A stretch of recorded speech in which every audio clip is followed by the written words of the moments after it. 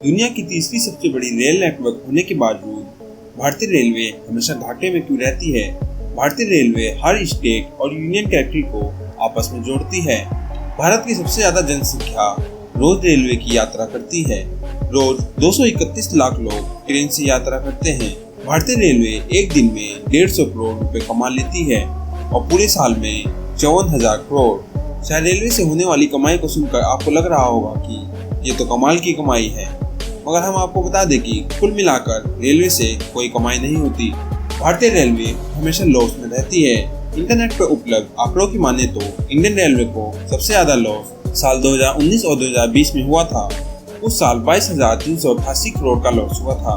तो आप सोच रहे होंगे कि इतने पैसेंजर होने के बावजूद, इतनी कमाई होने के बावजूद ऐसा भी क्या कारण है कि इंडियन रेलवे को इतना बड़ा लॉस भुगतना पड़ता है, वो भी हर साल। दोस्तों, आज हम आपको इस वीडियो में यही बताने वाले हैं क्यों भारतीय रेलवे हमेशा लॉस में रहती है। जिस समय भारत में रेलवे की शुरुआत हुई थी, यानी 169 साल पहले, तब भारत की ज्यादातर जनसंख्या बिलो पॉवर्टी लाइन थी। उस समय अंग्रेजों का राज था देश में और उन्हें लेबर्स को इधर से उधर ढोने के लिए और भारत का माल अपने देश तक पहुंचाने के लिए रेलवे की शुरुआत की थी।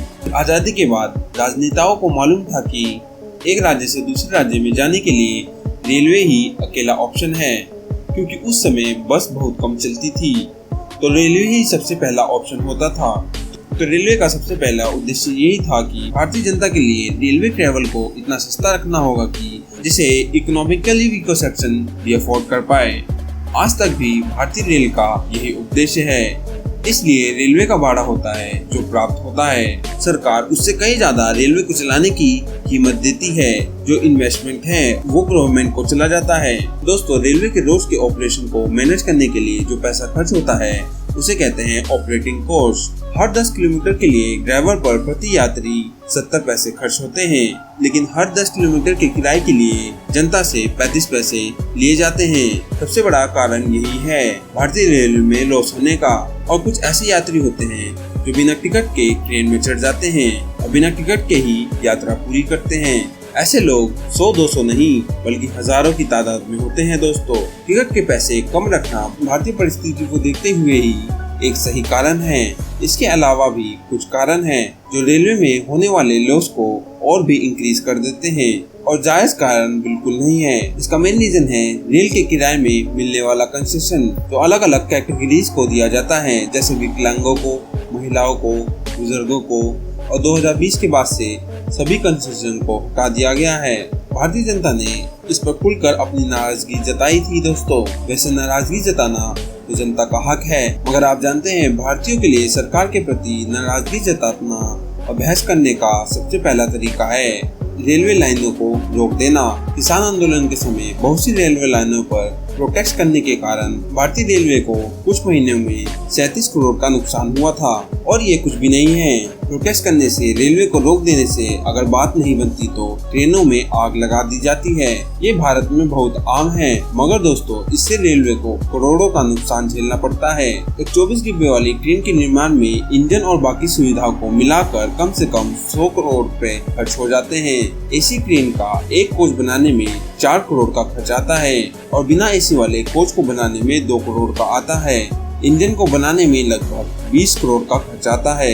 अब आप खुद ही हिसाब लगा सकते हैं कितना नुकसान होता है। सरकार का ट्रेन जला देने से ये नुकसान एडिक नुकसान हो जाता है। दोस्तों, करप्शन के बारे में आपको मालूम नहीं होगा। दोस्तों, हर क्षेत्र में कितना करप्शन है, तो आपको ये नहीं पता होगा कि रेलवे में करप्शन सबसे ज्यादा है। जितना पैसा बजट में रेलवे के लिए पास किया जाता है, असल में उतना पैसा रेलवे तक पहुंचता ही नहीं। इस बारे में अधिकारियों का ये भी कहना है कि अगर सेंट्रल गवर्नमेंट इंडियन रेलवे के खरीदी रेलवे खर्च को 10,000 करोड़ रुपए तक कम किया जा सकता है।